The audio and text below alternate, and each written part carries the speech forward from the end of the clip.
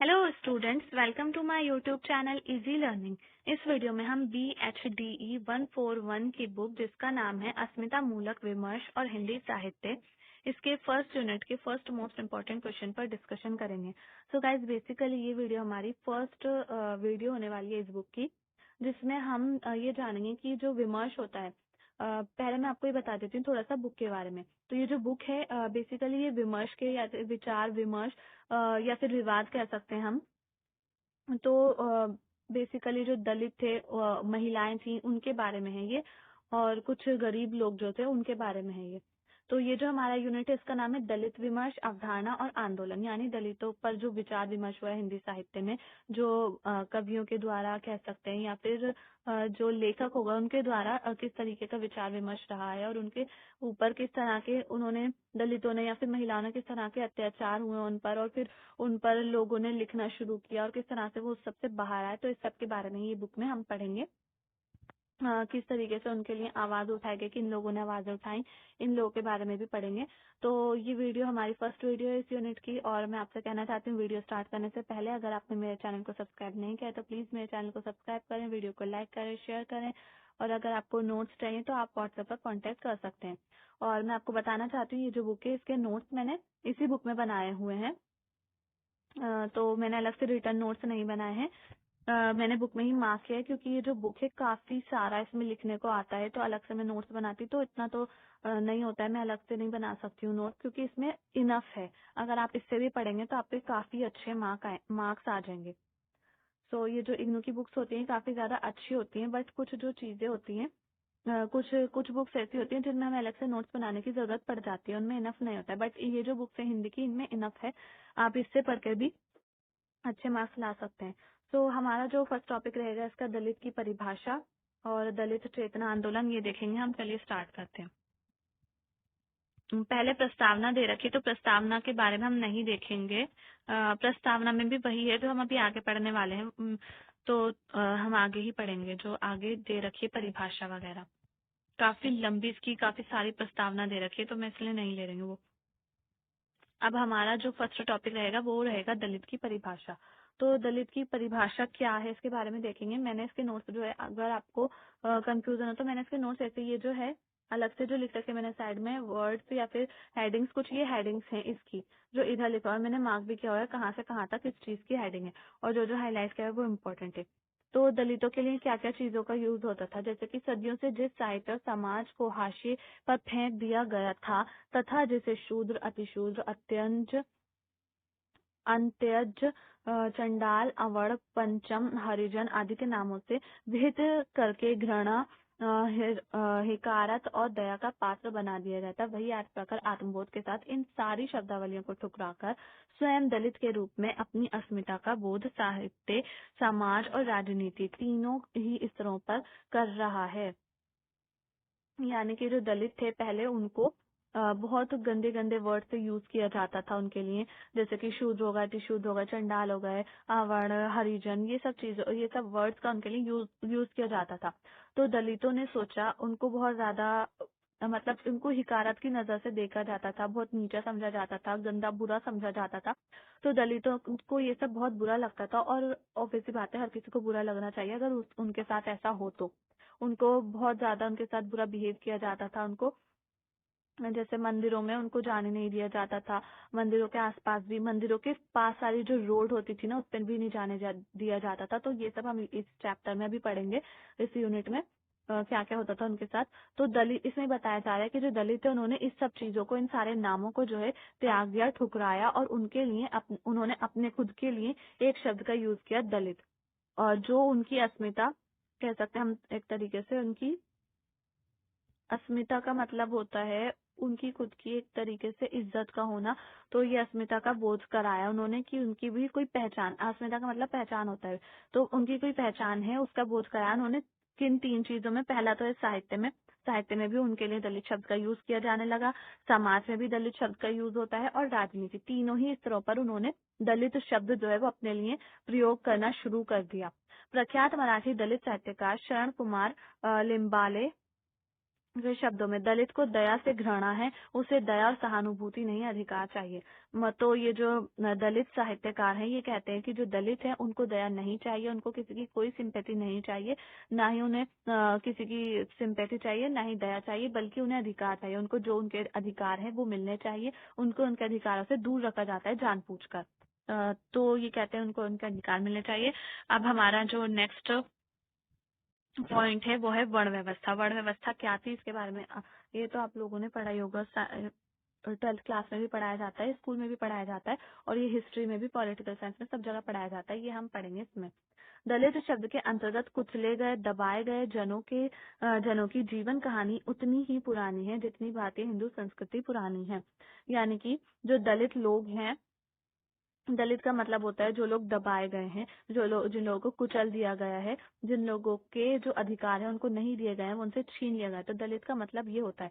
तो ये कह रहे हैं कि जो दबाए गए कुचले गए लोग हैं यानी कि दलित है, उनकी संस्कृति भी, उनकी कहानी भी इतनी पुरानी है जितनी भारतीय हिंदू संस्कृति पुरानी है।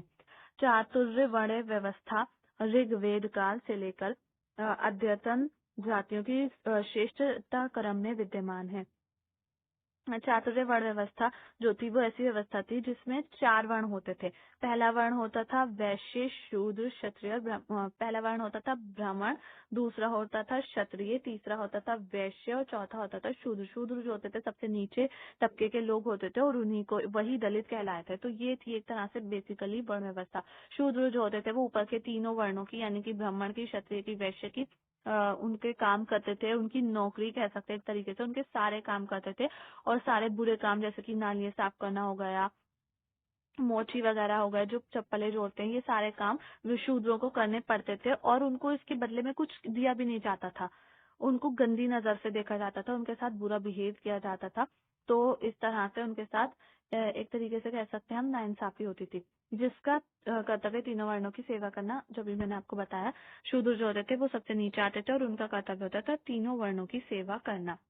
तो यहाँ पर आ गया क्वेश्चन, दलित शब्द को परिभाषित करते हुए उस पर अपने विचार व्यक्त करें। तो विचारों की अगर बात आएगी तो व्याख्याकार काफी सारे व्याख्याकार ऐसे हैं जो कहते हैं दलित शब्द के बारे में बताते हैं। तो व्याख्याकारों के अनुसार माना जाता है कि वैदिक काल में चातुर्य वर्ण व्यवस्था गुण, कर्म एवं स्वभाव के आधार पर निर्धारित होनी थी। यानी कि कुछ व्याख्याकार ये कहते हैं कि जो वैदिक काल था उसमें जो वर्ण व्यवस्था थी एक तरीके से वो गुण के, कर्म के और स्वभाव के आधार पर निर्धारित होनी थी। ऐसा नहीं होना था कि कुछ लोगों को नीचे उसमें डाल दिया है। ये जैसे इसमें भी मैं आगे आपको समझाऊंगी। ऊंच नीच, उत्तम अधम, स्पृश्य अस्पृश्य जैसी संकीर्णताओं के लिए कोई स्थान नहीं था। यानी कि जो शूद्र होते थे कर्म के आधार पर ही व्यक्ति के वर्णों का निर्धारण होना चाहिए था। इसमें बताया जा रहा है जो पहले वाली वर्ण व्यवस्था थी वैदिक काल वाली, उसमें ये कहा जाता था कि जो व्यक्ति अगर वो अच्छे काम करेगा, अच्छे गुण करेगा, अच्छे कर्म करेगा, उसका स्वभाव अच्छा होगा तो उसको ऊपर वाले वर्ण में रखा जाएगा। यानी कि उसको ब्राह्मण वाले वर्ण में या फिर वैश्य या फिर क्षत्रिय वाले वर्ण में रखा जाएगा।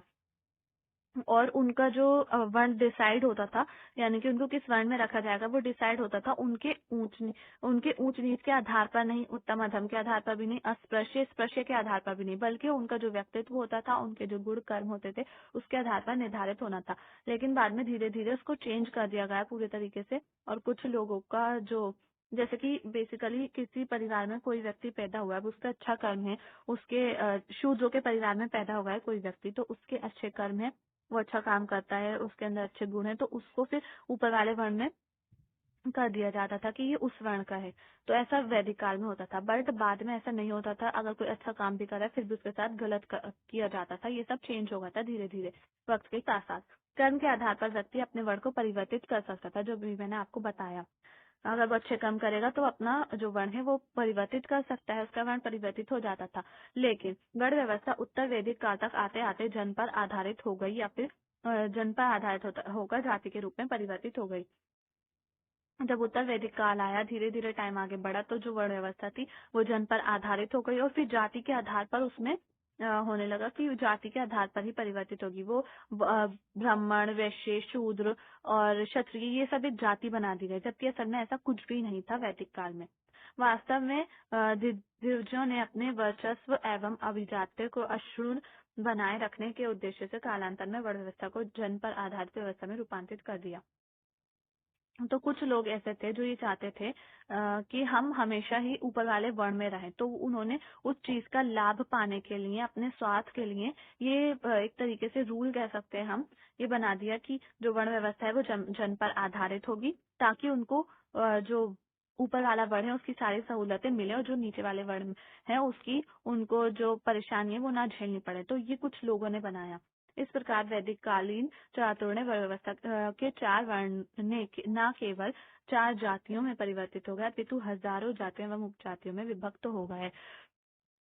तो ये व्याख्याकारों का कहना है। बेसिकली वो ये बताते हैं कि जो वर्ण व्यवस्था है इस तरह से वो धीरे धीरे आते आते, जो पहले ऐसी नहीं थी लेकिन बाद में धीरे धीरे वो चेंज हो गई, जन पर आधारित हो गई, और फिर उसके बाद वो सिर्फ केवल 4 जातियों में नहीं बल्कि हजारों जातियों में, उपजातियों में विभाजित हो गई।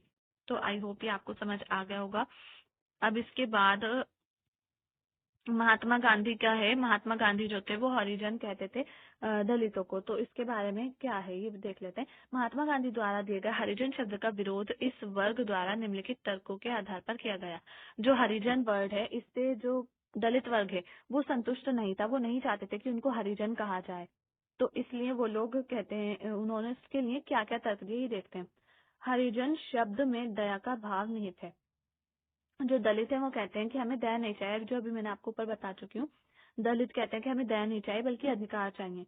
तो वो कहते हैं कि जो हरिजन शब्द है इसमें दया का भाव प्रकट हो रहा है, मतलब हरिजन शब्द देखने से ऐसा लग रहा है कि उससे दया आ रही है। तो हमें ऐसा कुछ भी नहीं चाहिए जिससे हम पर दया हो किसी की भी। मंदिरों में देवदासियों की संतानों को भी हरिजन नाम दिया गया था, जिनकी सामाजिक पहचान अवैध संतति थी।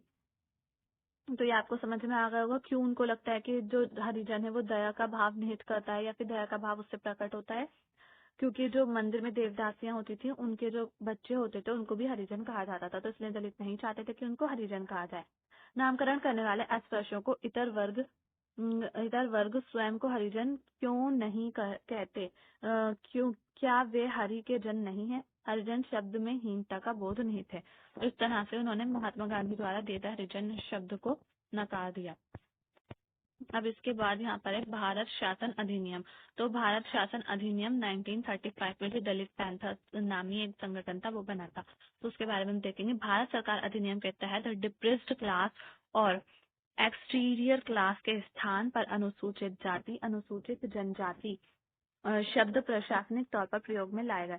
जो दलित थे उनके लिए डिप्रेस्ड क्लास और एक्सटीरियर क्लास शब्द का प्रयोग होता था, लेकिन जब भारत शासन अधिनियम आया 1935 तो उसमें ये जो डिप्रेस्ड क्लास और एक्सटीरियर क्लास थे इसके लिए अनुसूचित जाति और अनुसूचित जनजाति शब्द का प्रयोग होने लगा और प्रशासनिक तौर पर होने लगा। इसी आधार पर अनुसूचित जाति और अनुसूचित जनजाति एवं अन्य पिछड़े वर्ग नामक प्रशासनिक शब्द प्रयुक्त हुए, जिनको सामाजिक आत्मबोध के रूप में दलित शब्द के अंतर्गत समायोजित करने की कोशिश की गई। तो ये सारे जो शब्द थे अनुसूचित जाति, अनुसूचित जनजाति, इनको दलित शब्द के अंदर समायोजित करने की कोशिश की गई। सामाजिक तौर पर और प्रशासनिक तौर पर भी दलित शब्द का प्रयोग किया जाने लगा। दलित पैंथर्स ने अपने घोषणा पत्र में दलित शब्द को परिभाषित करते हुए कहा है, दलित का अर्थ है अनुसूचित जाति, बौद्ध, कामगार, भूमिहीन, मजदूर, गरीब किसान, खानाबदोश जातियां, आदिवासी और नारी समाज। तो वे सारे लोग, वे सभी लोग जिनको दबाया जाता है, उनको कुचला जाता है। दलित शब्द का मतलब ही ये होता है कि जिन दबाया गया या फिर कुचला गया। तो दलित लोगों ने जब दलित पैंथर्स एक संगठन बनाया था तो उसमें इन्होंने जो अपना घोषणा पत्र जारी किया उसमें इन्होंने बताया कि दलित शब्द में कौन कौन लोग आ सकते हैं। तो सारे जो भी मैंने नाम लिया, अनुसूचित जाति, अनुसूचित जनजाति, बौद्ध, कामगार, भूमिहीन, मजदूर, गरीब किसान, खानाबदोश जातियां, आदिवासी और नारी समाज भी, वो भी सब दलित में आते हैं जिनको अधिकार नहीं दिए गए हैं, उनके साथ बुरा व्यवहार होता है समाज में। तो वे सारी चीजें वो सभी लोग दलित में आते हैं। दलित मानवतावाद में विश्वास करता है, परंतु वह ईश्वर के अस्तित्व, पुनर्जन्म, आत्मा और उन तथाकथित धर्म ग्रंथों को अस्वीकार करता है जो भेदभाव की शिक्षा देते हैं।